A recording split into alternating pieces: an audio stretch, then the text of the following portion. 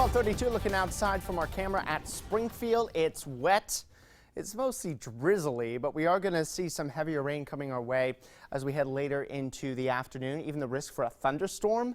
And then we could actually mix some snow in before we're all drying out tonight. Your Friday night will be wet at first, but then dry by, say, mid to late evening. So it's not all wet tonight. ESP Live Doppler radar, just light drops out there now and also some persistent drizzle. We widen the view out. There's actually a strong thunderstorm moving out of the New York area into southwestern Connecticut, and this could bring us some heavier rain between about 1:30 and 2:30 as this pushes up in a hurry from southwest Connecticut here. So we'll be watching that.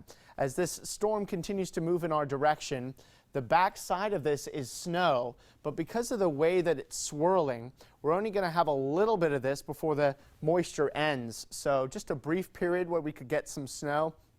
After about 2 or 3 o'clock, the rain may start turning to snow, and then by about 6 or 7 this evening, it's all done, so we'll be drying out by then. So we'll keep watching this system as we head through the afternoon. This is a look at wintry mix number 2, we'll call it, because yesterday's was wintry mix number 1. Rain around here, 1 o'clock, some periods of heavier rain and possibly a thunderstorm. Still rain for the valley at 2, but after 2 o'clock, start mixing in some snow in the Berkshires. There we are at 3. The blue is the snow, and it starts to spread a bit more 3 o'clock or so, and we even could see some wet flakes in the valley, and 4 o'clock, same type of deal. We head through 5 and 6, and then the snow winds down, and then shortly after 6, the snow in the Berkshires wraps up, and then we're dry for the rest of the night. The wind is the story that I think will affect the most people here today, because the winds will be light at first in the early afternoon, but notice what starts to happen 2, 3 o'clock, winds picking up in our western hills and also the hills to the east, where the wind's fairly light in the valley still at 3.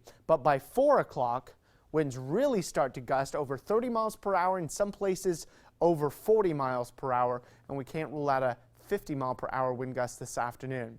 A 50 mile per hour wind gust in the summer when we've got leaves all over the trees would cause us a lot of problems. In the winter, usually not as many problems, but an isolated power outage is possible, and certainly if you've got loose things around your yard, you may want to bring those in, like, as I mentioned earlier, the garbage bins. So it's still rather gusty at 7. All these numbers represent wind speeds in miles per hour, and these colors associated with that too. See, the strongest winds are going to be in our western hills and eastern hills at 7. And then as we head later into the night, the wind speeds start to gradually back off. And while tomorrow will still be a bit breezy, it's not going to be nearly as windy as it will be later on today.